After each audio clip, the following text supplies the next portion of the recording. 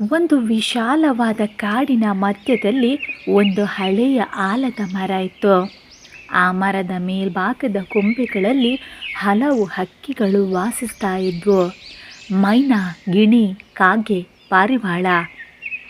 ಅವುಗಳ ಮಧ್ಯೆ ಇದ್ದ ಕಪ್ಪು ಕಾಗೆ ಕಾಲು. ಇದು ಒಂದು ಚಂಚಲ ಮತ್ತು ಕುತೂಹಲದಿಂದ ತುಂಬಿದ ಕಾಗೆ.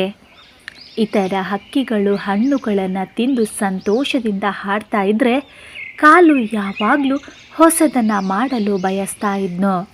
ಅವನಿಗೆ ತೃಪ್ತಿ ಅನ್ನೋದೇ ಗೊತ್ತಿರಲಿಲ್ಲ.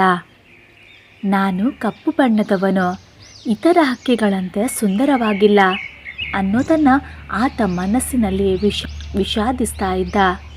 ಮೈನಾ ಹಕ್ಕಿ ಬಣ್ಣದ ಹಕ್ಕಿ, ಗಿಣಿ ಹರಿ ಹಸಿರು, ಪಾರಿವಾಳ ಬಿಳಿ. ಎಲ್ಲರೂ ನನಗಿಂತ ತುಂಬ ಚಂದದವರಂತೆ ಕಾಣ್ತಾರೆ.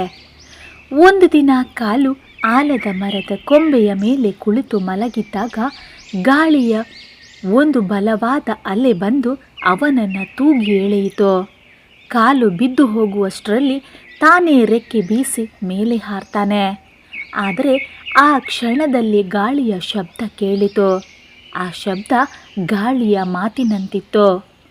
ಹೇಗಾಗೆ ನಿನ್ನ ಬಣ್ಣ ಕಪ್ಪಾದರೂ ನಿನ್ನ ಕನಸು ಬೆಳಕಿನಂತಿರಬಹುದು ಎಂದು ಗಾಳಿ ಹೇಳಿದಂತೆ ಅನುಭವವಾಯಿತು. ಕಾಲುವಿಗೆ ಅಚ್ಚರಿಯಾಯಿತು. ಗಾಳಿ ಮಾತನಾಡ್ತಾ ಇದೆಯಾ ಅಥವಾ ನನ್ನ ಮನಸ್ಸೇ ಮಾತನಾಡ್ತಾ ಇದೆಯಾ ಅಂತ ಯೋಚಿಸ್ತಾನೆ. ಆ ದಿನದಿಂದ ಕಾಲು ಒಂದು ಹೊಸ ನಿರ್ಧಾರವನ್ನು ಕೈಗೊಳ್ತಾನೆ. ನಾನು ಗಾಳಿಯಂತೆ ಮುಕ್ತನಾಗಬೇಕು. ನಾನು ಎಲ್ಲೆಡೆ ಹಾರಬೇಕು. ಎಲ್ಲರಿಗೂ ತೋರಿಸಬೇಕು ಬಣ್ಣಕ್ಕಿಂತ ಬಲ ಮುಖ್ಯ ಅಂತ. ಮುಂದಿನ ದಿನ ಕಾಲು ಪಾರಿವಾಳದ ಬಳಿಗೆ ಹೋಗ್ತಾನೆ. ಅಕ್ಕ, ನೀನು ಹಾರುವಾಗ ಎಷ್ಟು ಶಾಂತವಾಗಿರುವೆ. ನಿನಗೆ ಯಾರಾದರೂ ಹಾರಾಟ ಕಲಿಸಿದ್ದಾರಾ? ಅದಕ್ಕೆ ಪಾರಿವಾಳ ನಗ್ತಾ ಹೇಳ್ತಾಳೆ, ಕಾಲು, ಹಾರಾಟ ಬಲದಿಂದ ಅಲ್ಲ, ಭಯವನ್ನು ಬಿಟ್ಟು ಮಾಡುವ ಧೈರ್ಯದಿಂದ ಬರ್ತದೆ. ಅವಳು ಕಾಲುವಿಗೆ ಬೋಧಿಸ್ತಾಳೆ, ಹಾರಾಟಕ್ಕಿಂತ ಮೊದಲು ದಿಕ್ಕು ತಿಳಿದಿರಬೇಕು. ಇಲ್ಲದೇ ಇದ್ದರೆ ಹಾರಾಟಕ್ಕೆ ಅರ್ಥ ಇಲ್ಲ. ಆ ಮಾತು ಕಾಲುವಿನ ಮನಸ್ಸಿನಲ್ಲಿ ನಿಂತಿತು. ಆ ರಾತ್ರಿ ಕಾಲು ನಕ್ಷತ್ರಗಳತ್ತ ನೋಡ್ತಾ ಕುಳಿತುಕೊಂಡು ಯೋಚಿಸ್ತಾನೆ. ಗಾಳಿ ಎಲ್ಲಿ ಹೋದರೂ ಅದು ತನ್ನ ದಿಕ್ಕು ಹುಡುಕ್ತದೆ. ನಾನು ಯಾವ ದಿಕ್ಕಿಗೆ ಹೋಗಬೇಕು? ಮುಂದಿನ ಬೆಳಿಗ್ಗೆ ಕಾಲು ಹೊಸ ಪ್ರಯಾಣಕ್ಕೆ ಹೊರಡ್ತಾನೆ. ಕಾಡಿನ ಅಂಚಿನ ಮೇಲೆ ಇದ್ದ ಬೆಟ್ಟ ಅಶೋಕಗಿರಿ. ಅಲ್ಲಿ ಯಾವ ಪಕ್ಷಿಗಳು ಹಾರಿರಲಿಲ್ಲ.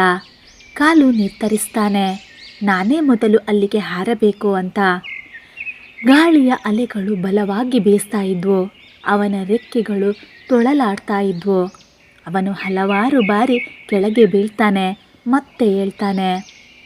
ಅವನು ಗಿಣಿ ಹರಿಯ ಬಳಿ ಹೋಗ್ತಾನೆ. ಹರಿ, ನನಗೆ ಹಾರಾಟದಲ್ಲಿ ಸಹಾಯ ಮಾಡ್ತೀಯಾ? ಅದಕ್ಕೆ ಹರಿ ನಗ್ತಾ ಹೇಳ್ತಾನೆ, ಕಾಲು, ನಿನ್ನ ಕಣ್ಣುಗಳಲ್ಲಿ ಬೆಂಕಿ ಇದೆ. ಆದರೆ ಬೆಂಕಿ ಬಿರುಗಾಳಿಯನ್ನು ಗೆಲ್ಲಲು ಸಹನೆ ಬೇಕು.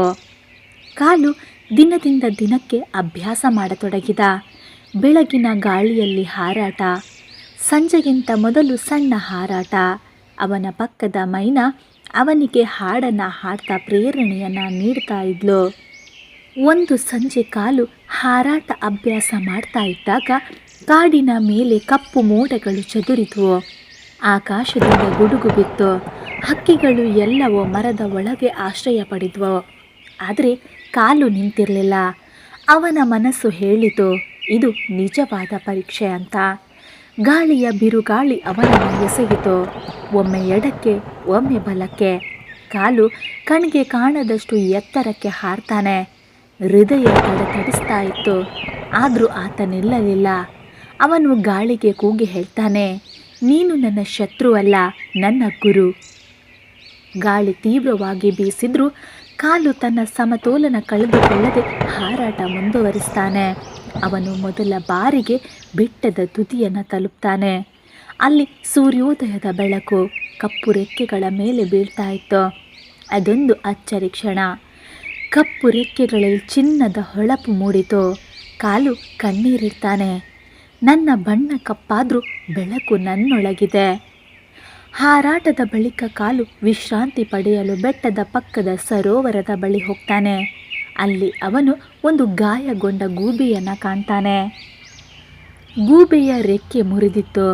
ಕಾಲು ತನ್ನ ಕೊಕ್ಕಿನಿಂದ ಎಲೆಗಳನ್ನು ಕಿತ್ತು ನೀರನ್ನು ತರ್ತಾನೆ. ಅವನು ಗೂಬೆಯನ್ನು ನೋಡಿಕೊಳ್ತಾನೆ. ಗೂಬೆ ಕಣ್ಣೀರಿನಿಂದ ನುಡಿತದೆ, ಎಲ್ಲ ಹಕ್ಕಿಗಳು ನನ್ನಿಂದ ದೂರನೇ ಇರ್ತಾರೆ, ಆದರೆ ನೀನು ಕಾಗೆಯಾದರೂ ನಿನ್ನ ಹೃದಯ ಬಿಳಿಯ ಪಾರಿವಾಳಕ್ಕಿಂತ ಶುಭ್ರ. ಆ ಮಾತು ಕಾಲುವಿನ ಆತ್ಮವಿಶ್ವಾಸವನ್ನು ಮತ್ತಷ್ಟು ಬಲಪಡಿಸಿತು. ಅವನು ಗೂಬೆಯನ್ನು ಕಾಡಿಗೆ ಕರೆದೊಯ್ತಾನೆ. ಸ್ನೇಹಿತರ ಸಹಾಯದಿಂದ ಚೇತರಿಸಿಕೊಂಡು ಗೂಬೆಗೆ ಹಾರಲು ಕಲಿಸ್ತಾನೆ. ಆ ದಿನದಿಂದ ಕಾಲು ಕಾಡಿನ ಎಲ್ಲ ಹಕ್ಕಿಗಳ ಗೌರವಕ್ಕೆ ಪಾತ್ರನಾಗ್ತಾನೆ. ಒಂದು ದಿನ ಗಾಳಿ ಮತ್ತೆ ಬಂದು ಕಾಲುವಿನ ರೆಕ್ಕೆಗಳನ್ನು ತಟ್ಟಿತು. ಈ ಬಾರಿ ಕಾಲು ನಗ್ತಾ ಹೇಳ್ತಾನೆ, ಗಾಳಿ, ಈಗ ನಿನ್ನಿಂದ ನಾನು ಹೆದರುವುದಿಲ್ಲ.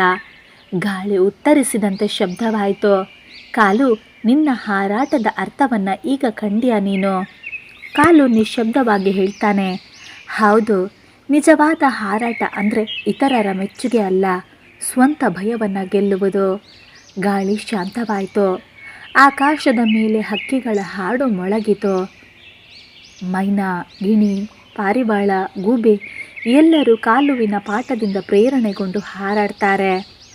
ಅನೇಕ ವರ್ಷಗಳ ಬಳಿಕ ಕಾಲುವಿನ ಹೆಸರು ಕಾಡಿನ ಕಥೆಯಾಯಿತು. ಹಳೆಯ ಹಕ್ಕಿಗಳು ತಮ್ಮ ಮಕ್ಕಳಿಗೆ ಹೇಳ್ತಾ ಇದ್ರು, ಹೆದರದ ಹಕ್ಕಿಯ ಹೆಸರು ಕಾಲು, ಅವನು ಬಣ್ಣದಿಂದಲ್ಲ ಧೈರ್ಯದಿಂದ ಬೆಳಗಿದ. ಮೈನಾ ಪ್ರತಿದಿನ ಮರದ ಕೊಂಬೆಯ ಮೇಲೆ ಕುಳಿತು ಹಾಡ್ತಾ ಇದ್ಲು. ಕಪ್ಪು ರೆಕ್ಕೆಗಳಲ್ಲಿ ಚಿನ್ನದ ಬೆಳಕು. ಗಾಳಿಯ ಪಾಠವಿದೆ ಕಾಲುವಿನ ಕಣ್ಣು. ಬಣ್ಣವಲ್ಲ ಬಲ ಮುಖ್ಯ, ಹೃದಯವೇ ಹಕ್ಕಿಯ ಗುರುತು. ಈ ಕಥೆಯ ಸಂದೇಶ, ನಿನ್ನ ರೂಪ, ಬಣ್ಣ ಅಥವಾ ಹಿನ್ನೆಲೆ ಯಾವುದಾದ್ರೂ ಇರಲಿ, ನಿನ್ನ ಧೈರ್ಯ ಮತ್ತು ಮನಸ್ಸಿನ ಬಲವೇ ನಿನ್ನ ನಿಜವಾದ ಶಕ್ತಿ. ಗಾಳಿ ಅಂದರೆ ಸಂಕಷ್ಟ ನಿನ್ನನ್ನು ತಡೆಯಲು ಬರುವುದಿಲ್ಲ, ಅದು ನಿನ್ನನ್ನು ಬಲಿಷ್ಠನಾಗಿಸಲು ಬರ್ತದೆ. ನಿಜವಾದ ಹಾರಾಟ ಅಂದರೆ ಇತರರನ್ನು ಗೆಲ್ಲುವುದು ಅಲ್ಲ, ಸ್ವಂತ ಭಯವನ್ನು ಗೆಲ್ಲುವುದು.